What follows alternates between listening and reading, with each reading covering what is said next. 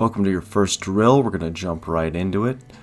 No experience needed. We're just going to breathe. We're going to add a little step each way, but for this first one, just get into butterfly pose, feet together. We're going to breathe for 1 minute. Big inhales through the nose, big powerful breaths out. Trying to fill up your lungs, expanding your chest. Just getting big, deep, but rapid, excessive breaths. Kind of attacking it a bit aggressively here.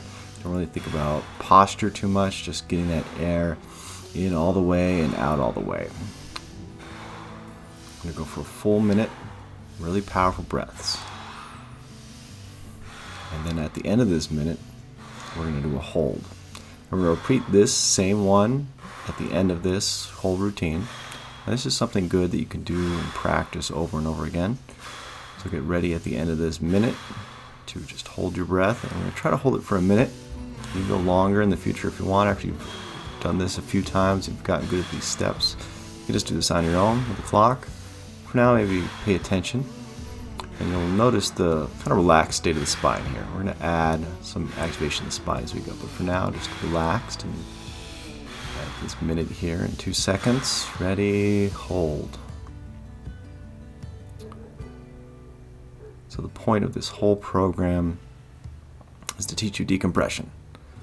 Activating and lengthening your spine, strengthening the muscles around your spine, taking pressure off nerves and discs. That is the whole goal. Breathing is a big component of this, helping us get into that decompression stance, helping us move with breathing. We can really heal ourselves from the inside out, focusing on breathing here. For this minute hold, it just helps me think of a nice peaceful river, just relaxing. Tune my voice out. You got 20 seconds here. If you're shaking and it's hard, don't force it. Definitely don't force it. It's not the goal here. At the end, it should feel easier to get to that minute.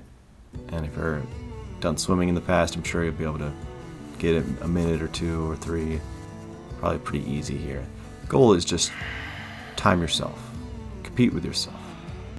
So another 10 seconds here. We're going to do what we call vacuum breathing. So get on our knees, feet tucked underneath us. Just get a little stretch there. And we're going to suck that belly button in. Breathing, pulling those bottom ribs apart, vacuuming that stomach in. Don't really think about the spine so much. You're just staying in flexion. It's okay if you're compressed. The whole goal is you're pulling that in. And that's those ab muscles pulling in. And also, it's the deep psoas muscle. Same thing, we're going for a full minute. Vacuuming in. And then we're going to add a step to this after this minute. We're going to do another minute. We're going to do a 30-second hold at the end of this minute. Because we're going to vacuum and hold. So it's going to be a little tougher. So get ready here in 5 seconds. We're going to do suck in, and you're going to hold that vacuumed expanse where the ribs are flared apart. All right, go ahead. And we're just going for 30 seconds here. Trying to maintain that. The position I'm holding right there is called the hip hugger. We're going to do a version of that. You can see how compressed the rest of my spine is here. So after this 30 seconds, just 10 more seconds here, we're going to add the decompression element to this. 5 more seconds and you got this. Don't force it if it's too shaky. Good, relax, let go. So here we're going to get on the knees, toes dorsiflexed, tucked underneath. And you can try this with the knees together or apart. But the goal is we're going to squeeze the ground in between our knees like we're trying to wrinkle that floor. And we're actually driving all the way up. So we're adding that vacuum. Then we're adding length for a full 5 seconds in. And then a 5-second exhale. So we're going to repeat that every 5 seconds. Inhale, so we're vacuuming, and then adding the length into the spine. You'll get better at this the more you do it. Don't expect it all to come right at once. 5 seconds long inhale, sucking that gut in first. The biggest problem we see is people extend, and we lose that engagement in that stomach. So here we can see that stomach is staying in, and the hands are helping that. The inner thighs are squeezing, that psoas is engaging. We're not allowing our body to go into what we call thoracic extension. Keeping that abdominal engaged, that belly button sucked in. So you're doing the vacuum first, then adding 3 seconds of length. So in 4 seconds here, we're going to do a good 20-second hold. So just think about inhaling slowly, filling, adding more length, driving that head up towards the ceiling. Your knees are squeezing, everything's adding to length. Just 5 more seconds. A little bit of shake there, and that's good. Should get a little red, should get a little sweat and shaky on that. And then we're just going to repeat that very first one again. Feel like your rib cage is a little looser here. So ready to go, full minute. Big breaths in and out. Nothing crazy, don't think about the spine now. We're just relaxed, the spine's just staying in flexion. You're getting those big breaths in and out. Just thinking power here. The more compressed our spine is, the longer we're going to be able to hold that breath. And that's good.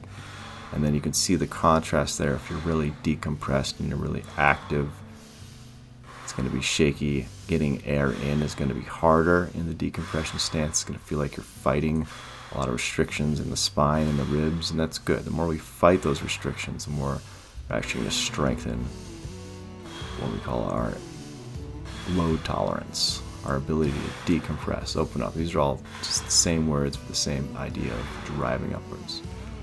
All right, so in 5 seconds, do a big inhale and just hold. And you can hold longer than a minute. Just think peace, calm. Just focus on holding that breath. Start getting nervous. That's when you're going to feel a little scared and stressed, and you won't be able to hold the breath as long. With all this work you've done, even though it's just a few different drills, you should feel this is a much easier hold than the first time. And this is a good routine. Just practice over and over again. You can do it on your own. It's good to watch. You can see the mechanics of the spine working a little differently, the shoulders and the hips working together, pulling inwards to allow the spine to expand and add length. Those are all the goals we're looking for with that. And we're going to add upon that isolated hip and shoulder motion and that expansion, breathing throughout our movements. So keep working on this drill. Welcome to the course. Hope it really helps you. I know it's helped me a lot. You guys have a great day.